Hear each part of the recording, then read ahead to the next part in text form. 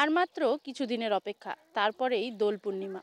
এই দোল পূর্ণিমা ঘিরে কিন্তু সকলেই অনেক অপেক্ষায় থাকে, কারণ নানান বাহারি রঙে সকলে কিন্তু সপরিবারে বন্ধু বান্ধবদের সাথে আনন্দে মেতে ওঠে। এই শ্রমিকরা কিন্তু শহর শিলিগুড়িতে বিভিন্ন জায়গা থেকে তারা প্রতি বছর এই দোল পূর্ণিমার প্রায় 3 মাস আগে এসে কিন্তু কারখানাগুলোতে হাজির হয় এবং নানান যে রঙের আবিরগুলো রয়েছে তারা কিন্তু তৈরি করে থাকে।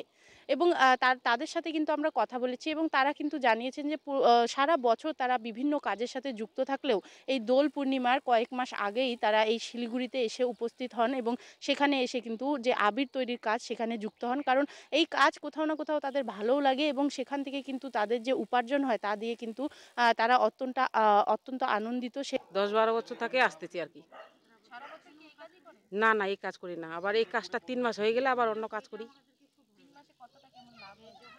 লাভ তো ভালোই হয়, 30,000, 20,000, 25,000 এরকম যায়, যেরকম আর কি করতে পারে তাই সেরকমই করে। এখন প্রতি বছরে এখানে আসি, এখন লাভ লসের কথা বাদ দেন, এখানে ভালো লাগে, সবাই মিলে কাজ করি, এই নিয়ে ভালো লাগে এই আসিয়া।